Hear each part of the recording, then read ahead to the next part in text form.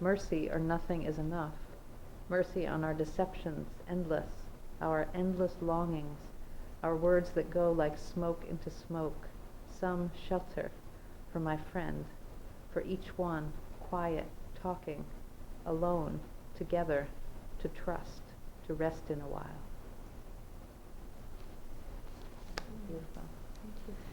One of the things you'll find when you look at that is that, I don't know if you can see, but the shape of it is quite long. The line length is quite long at the beginning, and then it gets stripped down like that. The lines get quite short. And that way of making silences reminds me of Celan, who I know is a poet who's been really important to you. Can you say a little bit about what his work has meant to you? Yeah, do you know the work of Paul Celan? Any of you? Some of you do. He's just, I just started reading him in the 80s, fairly recently in my life, and he's just been hugely important to me. Now, you know, you were talking about the invisible and feeling that your strangeness is all right. Well, if you read someone like Paul Celan, you feel your strangeness is nothing, you know. He's so strange, and he has so many silences, and he's so connected with the invisible, the never here. He's just an extraordinary poet. And so reading someone like that will let you do anything you want. I mean, in happiness, you know, because he's just an amazing, and I can't even read him in his language. So I'm only reading him in English translation. But another poet who was very, very important was someone who was very important to him was Mandelstam, the Russian poet who was killed in the 30s by Stalin, Osip Mandelstam. He was translated by Celan. That's why he came to my mind. And another one Celan translated was Dickinson, Shakespeare, Ordinary People. But he really loved the strange, Celan. And I think he was in Paris at the same time as Beckett, but they never met. And that really moved me, because I think the reason they never met was they were both intensely shy. And Celan especially, I think never quite got up the nerve to meet Beckett, who was more famous. And Beckett said, well, you know, yeah, I would meet Celan. And Celan, I think, never quite came along to meet Beckett. But when Celan died, earlier than Beckett said in French, but he said, Celan has abandoned me here. He said, Celan is the only one here who understood me, who could have understood me. They were very, very close, and just one is being comic, you know, with tragedy everywhere, and the other is just being tragic. But I think they were very, when you put them together, sometimes it's very illuminating. But, you know, one is doing poetry, which was important to me. They're both, I mean, Beckett wrote poetry too, but mainly it's the plays, the prose. And you translated Mandelstam as well, didn't you? One poem of Mandelstam.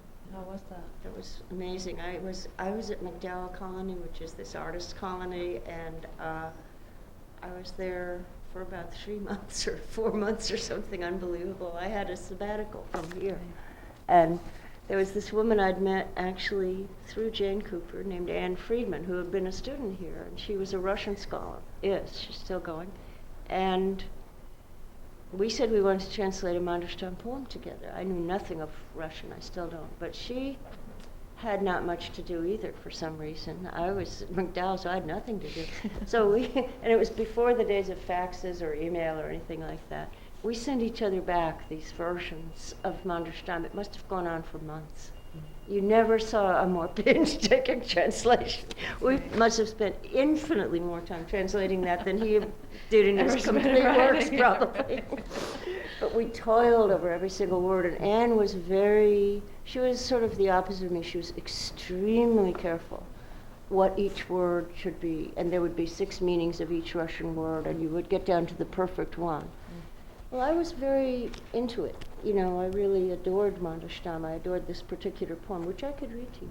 And it was very, very wonderful, the experience. If you're ever kind of idle, just in your poetry. It's a wonderful thing to try and translate somebody, even as I found, even if you don't know the language. I also got to do some Dutch ones the same way from doing, you may know languages, but if you don't, you can work with just American, English versions, and then have somebody who knows the language look at them for you to make sure you're not too far off. But this was a different thing, the way she and I worked. We were talking about syllables. We didn't try to rhyme, because he rhymes, but we couldn't do everything by a long shot. So what we tried to do was get some of his rhythms into the lines and to say what he said. I'll give you an example of something about that.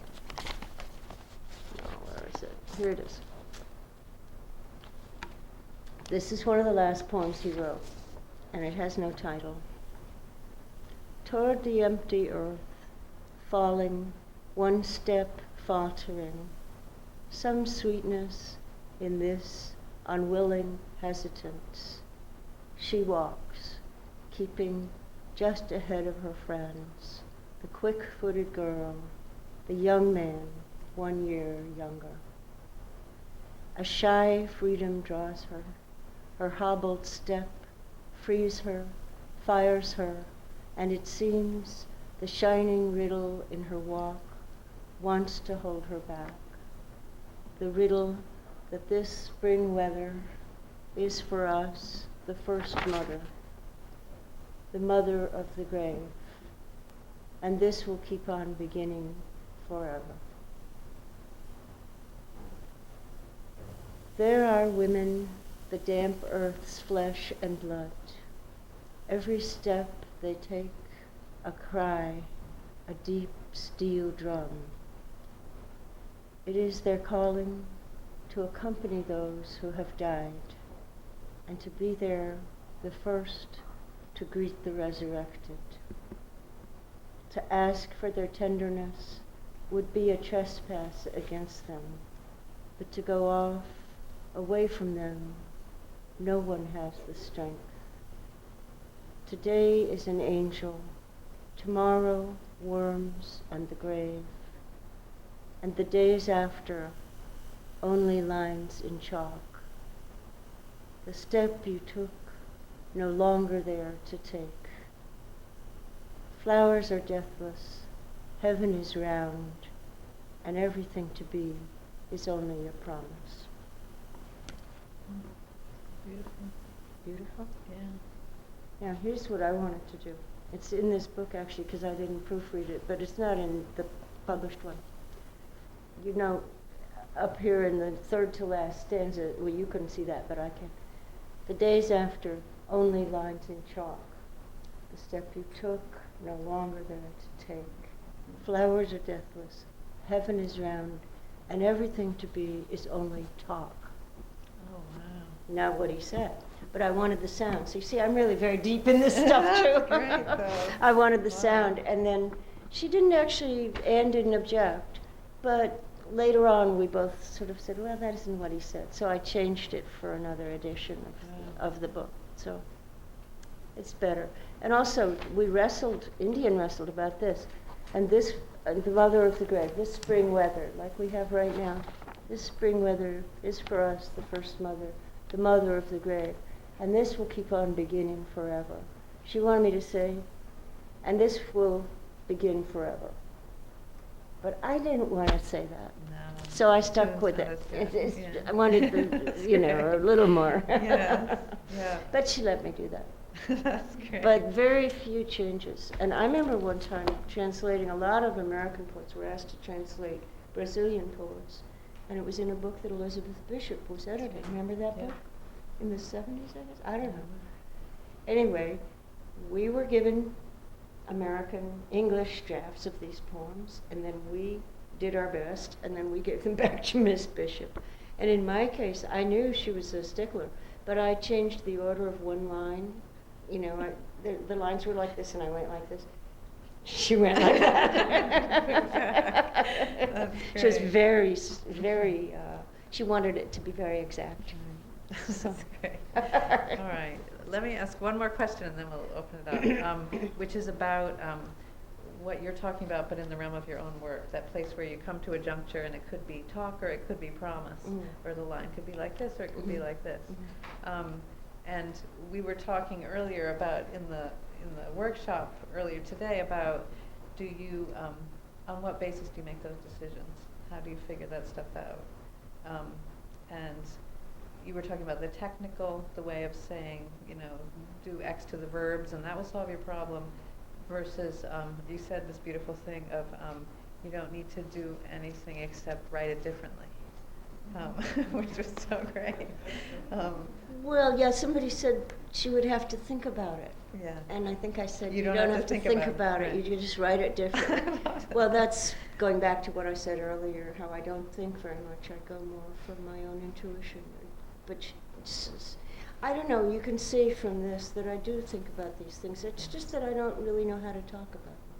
I think technique, I mean, it's absurd to say technique isn't important. While I was resting today, I was thinking about Yo-Yo Ma, and I was thinking, oh, really? You know, how technique is, of course it's important. It's just that I don't really know how to talk about it very much. You have to make these choices, I think, on the ear, but also on you know, what you're feeling, or what you think in translation, what you think they were feeling. Yes. But it can't just be, I think, counting syllables in the ear. It has to also be your feeling and your thought. One word, really, you know, feeling and thought.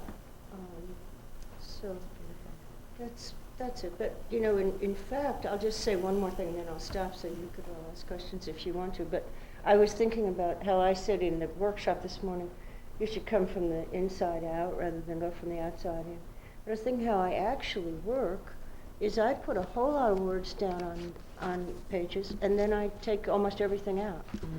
So I'm not working from the inside out, except in my heart I am. But in fact, literally on the page, I'm working from the outside in. So I just wanted to get honest with you. But it feels like I'm going from the inside out, in terms of thought and heart, I guess. Great. That's a perfect note to end Good this place part to end. on. Yeah. Yeah. So questions? Oh, yeah, it's gotten late. Yeah. You mentioned that you studied with Ms. Bishop. Could you talk a little bit about that? I didn't work with her, no. No, but you Corresponded with her. she was a great influence, but distantly, I'd say, because I could never write in any way like her. Not, I don't know quite how to put this. I could never even think like her or feel like her, but I kind of adore her, you know, but very far. I adore her from afar. Okay. I brought her, I invited her, not me, the whole department, but I got to write the letter, to invite her here to come and read. And she did come here and read, and it was wonderful, over in the president's house at that time. We got her flowers, we were very thrilled. And I'll tell you something, we don't have time. No, you're The- good. Go ahead. We, now I've forgotten what I was going to tell you. Go ahead. That was it.